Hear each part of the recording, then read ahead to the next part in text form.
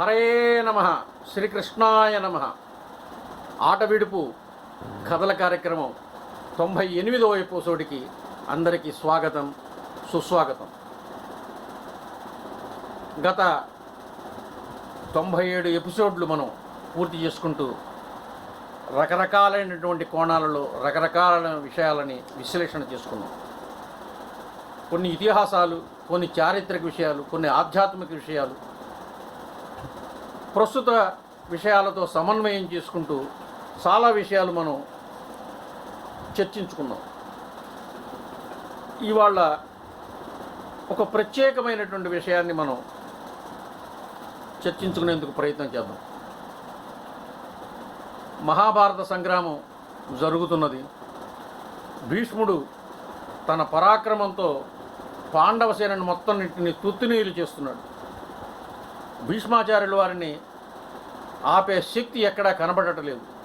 ధర్మరాజు ఆదులందరూ కూడా భయపడిపోయి ఈ భీష్ముడిని ఎట్టా నిరోధించాలి అని తెలియక చాలా వ్యాకులత పడ్డారు.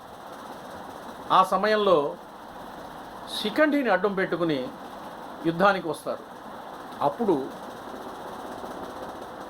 స్త్రీలతో కానీ స్త్రీ పురుషులు కాని వారితో కానీ యుద్ధం చేయనని భీష్ముడి యొక్క ప్రతిజ్ఞ. అందుకని బాణాలు విసర్జిస్తాడు. సరే, భీష్ముల వారు మీద బాణాలు గుప్పింపబడతాయి. భీష్ముల వారు నేలకు పోతూ ఉంటారు. ఆ సమయంలో కృష్ణ పరమాత్మ అర్జునుడితో భీష్ముల వారే భూమి మీద కింద పడకూడదు, వారికి మీ బాణాలతో అంపశయ్య ఏర్పాటు చేయమని ఆజ్ఞయిస్తాడు. వెంటనే తన గాంధీవాన్ని తీసుకుని భీష్ముల వారు కింద పడిపోయే ఆ కొద్ది సమయంలోనే కింద బాణాలతో ఒక శయ్యని ఏర్పాటు చేస్తాడు. ఆ అంపశయ్య మీద భీష్ముల వారు పడిపోతారు.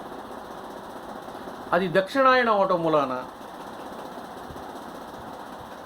ఈయనకి తానుకు ఎప్పుడు సావు కావాలంటే అప్పుడు ఆయన కోరిక ప్రకారం చావు వచ్చే వరం ఉండటం వలన ఈ దక్షిణాయనం కాకుండా ఉత్తరాయణంలో నేను ప్రాణాన్ని వదులుతాను అని చెప్పేసి ఆయన ఉత్తరాయణం కోసం ఎదురు చూస్తూ పరమాత్మను స్తుతిస్తూ కాలక్షేపం చేస్తుంటారు. ఆ కొద్ది సమయంలో అప్పుడప్పుడు ధర్మరాజు వచ్చేసి భీష్మాచార్యుల వారి దగ్గర ధర్మసూత్రాలు తెలుసుకుంటూ ఉంటారు. ఆ విధంగా ఉన్నప్పుడు చాలా విషయాలు, రకరకాలైనటువంటి విషయాలని ధర్మరాజు భీష్మాచార్యుల వారి దగ్గర నుంచి నేర్చుకుంటూ ఉంటాడు. ఒక రోజున ధర్మరాజు భీష్మాచార్యుల వారితో, పితామహ, శ్రీకృష్ణ పరమాత్మ గురించి మాకు తెలియనివి, మీకు తెలిసినవి ఏదన్నా ప్రత్యేకమైన విశేషాలుంటే మాకు తెలియజెప్పాల్సింది అని చెప్పి ప్రార్థిస్తాడు. అసలు పరమాత్మ స్తుతిలో ఉత్తరాయణం కోసం ఎదురు చూస్తున్నటువంటి భీష్మాచార్యుల వారు పరమాత్మ గాథలు చెప్పమని అడిగేసరికి ఆయన మనస్సు పులకరించిపోతుంది. ఒక విధమైన ఉద్వేగం వస్తుంది ఆయనలో. ధర్మరాజా, నేను ఒక విషయం చెబుతాను విను.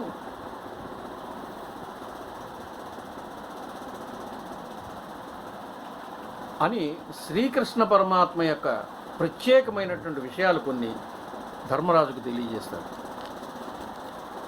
ఆ విషయాలు మనం ఇప్పుడు చర్చించుకుందాం.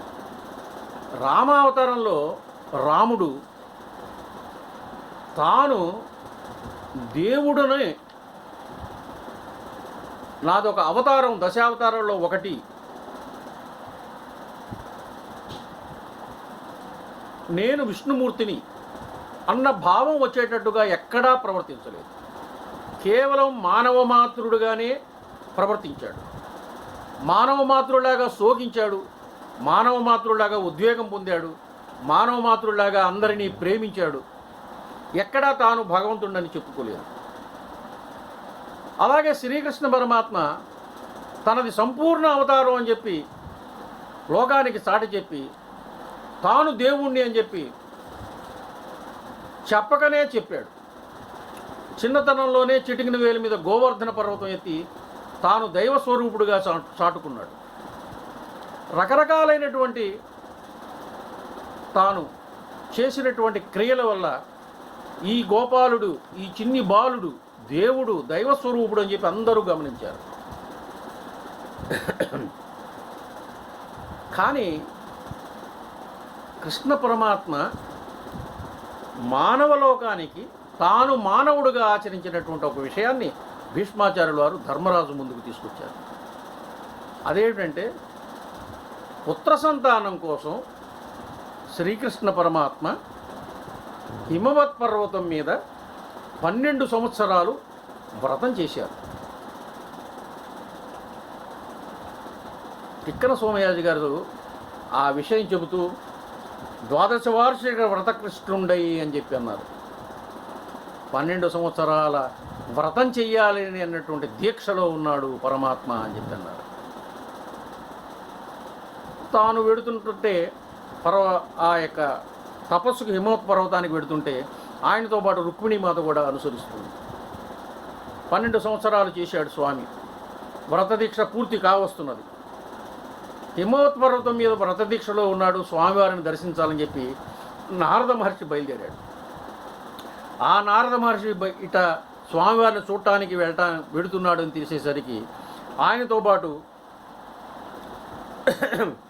వ్యాస మహర్షి,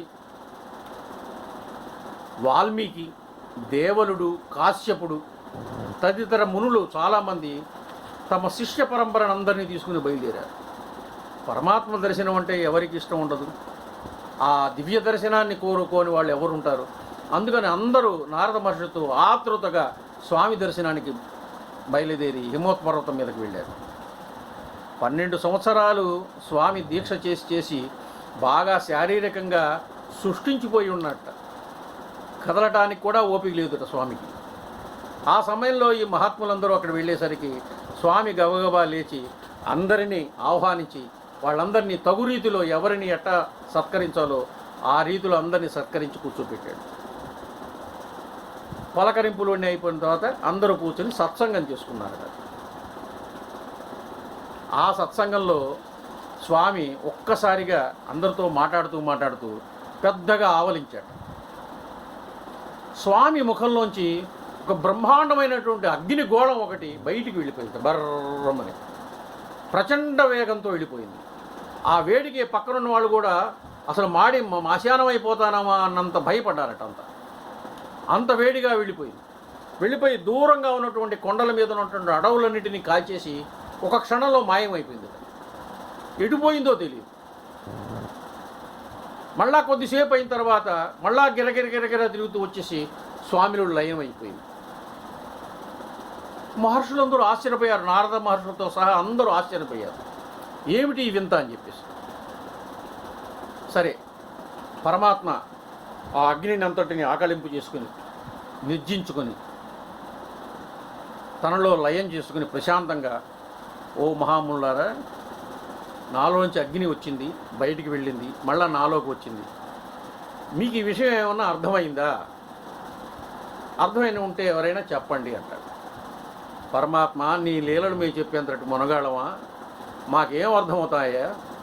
నీ ముందు మేము అందరం కూడా అల్పులమే, కాబట్టి నువ్వే నీ లీలల గురించి మాకు చెప్పాలి అంటాడు.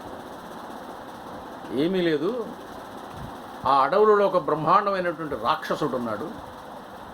వాడు పుట్టగానే నా కోసం బ్రహ్మాండమైనంత తపస్సు చేశాడు. వాడి తపస్సుకు నేను మెచ్చి ఏం కావాలన్నాను, నాకు అన్ని విద్యలు నువ్వే పర్సనల్గా నేర్పాలి స్వయంగా అని చెప్పి అన్నాడు.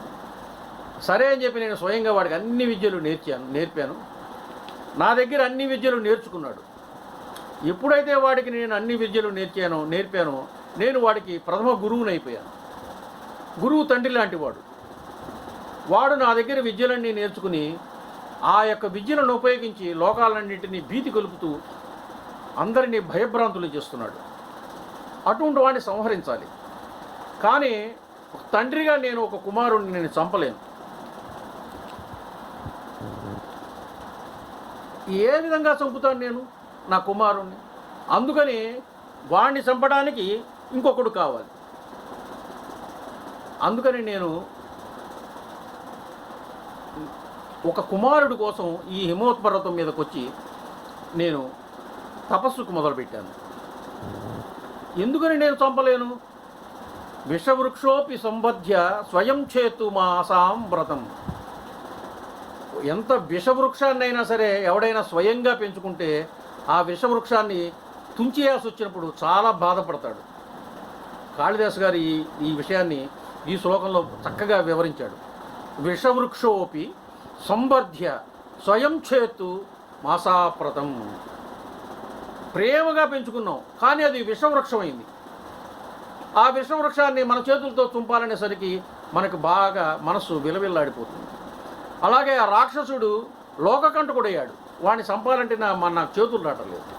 అందుకని నేను ఒక కుమారుడు కోసం ఇక్కడ వ్రతానికి వచ్చాను. ఇలా వచ్చేసేసరికి నా వ్రత సఫలంగా నా మొహంలోంచి ఒక అగ్ని బయటకు వచ్చేసింది. అది వెళ్ళి అడవిలో ఉన్నటువంటి వాడిని సంహరించింది. సంహరించడానికి అటు వెళ్ళింది. వాడు కనపడలేదు. వెంటనే అది బ్రహ్మలోకానికి వెళ్ళింది. బ్రహ్మ అక్కడ ఏం చేశాడు? ఆ అగ్నిని స్వీకరించి, ఆ అగ్ని అంటే ఏమిటి? నా వ్రత ఫలం. ఏ వ్రతం కోసం నేను చేస్తున్నాను? కుమారుడి కోసం చేస్తున్నాను. కాబట్టి ఆ ఫలాన్ని నాకు ఒక మానసపుత్రుడిగా మార్చింది. నాకు ఒక మానసపుత్రుడిని ప్రసాదించింది. అతనే మన్మధుడు. ప్రసాదించి ఆ ఫలమంతా మళ్ళా తిరిగి నాకు అడవి మీదుగా నా దగ్గరికి వచ్చేసింది. సహజంగా నేను వృక్ష ప్రేమికుడిని అవటం మూలాన ఆ వృక్షాలు అవన్నీ కూడా అడవిలో మాడిపోవటం చూడలేక మళ్ళా వాటిని మామూలు పరిస్థితికి తీసుకొచ్చాను. ఈ విధంగా నాకు ఒక మానసపుత్రుడు జన్మించాడు అని చెప్పేసి స్వామి ప్రకటిస్తాడు. అందరూ హర్షధ్వానాలు చేస్తారు. స్వామి ఇక్కడ ఒక ఆధ్యాత్మిక రహస్యం అందరికీ చెబుతున్నాడు. ఏమిటంటే తనను తాను సృజించుకోవడం కాదు, తాను పుత్రుణ్ణి కనడం కాకుండా సృష్టి అంతా బ్రహ్మ చేస్తాడు అని చెప్పడం కోసం తన యొక్క వ్రతఫలాన్ని బ్రహ్మలోకానికి పంపించాడు. బ్రహ్మ అక్కడ సృష్టించాడు, అక్కడ సృష్టి చేశాడు. మన్మధుడిని అక్కడ సృష్టించాడు. ఈ అగ్ని అంటే ఏంటంటే అగ్ని యొక్క స్వభావం కాల్చడం. కానీ అగ్ని కనుక జోలికి కనుక వెళ్ళిండైతే అది కాల్చుతుంది. అంటే ఏంటంటే దుష్ట ప్రవత్వం కనుక ఎవరైనా చేసినట్లయితే దుష్టులు సంహరింపబడతారు అని కథ చెప్పడాన్ని విషయాన్ని తెలియజేయడం కోసం మానవ మాతృడిగా ఈ వ్రతం చేస్తూ స్వామి ఈ రెండు విషయాలని అక్కడ ఆకళింపు చేశాడు.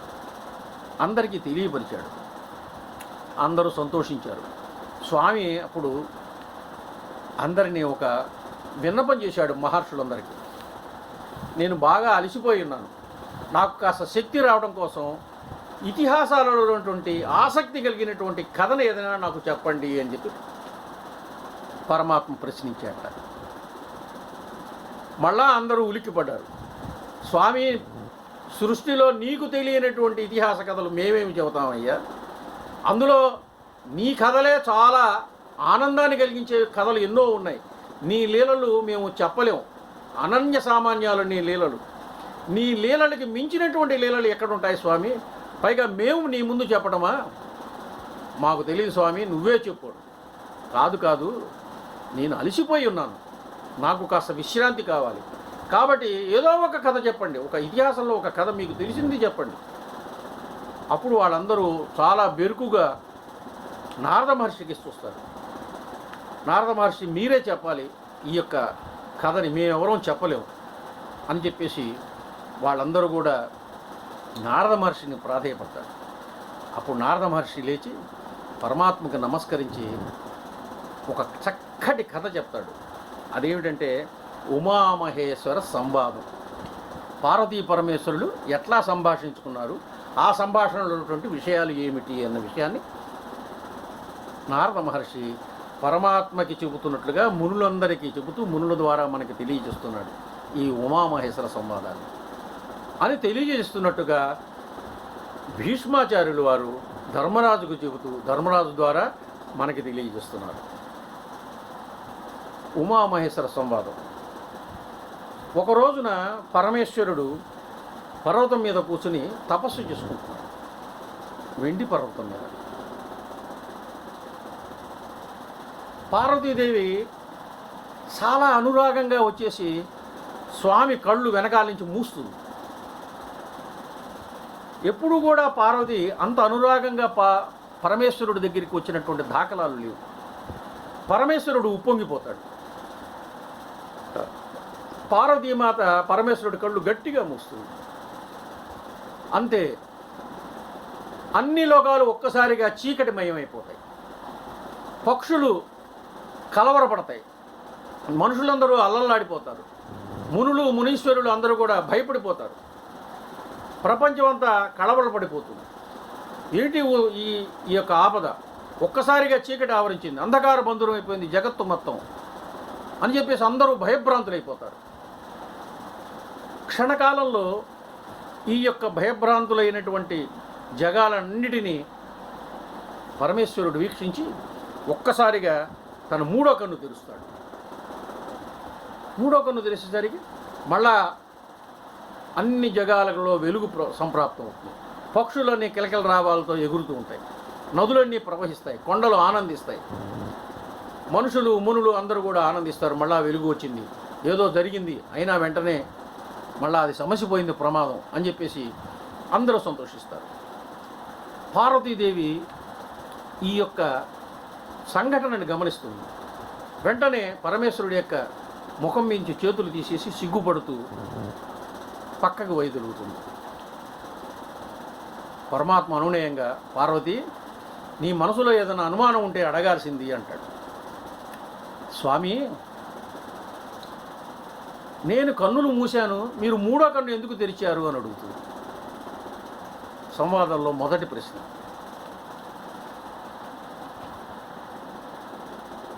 పరమేశ్వరుడు నవ్వి, నా యొక్క కన్నుల్లోంచేటటువంటి వెలుగు మూలాన ఈ సృష్టి మొత్తం కూడా,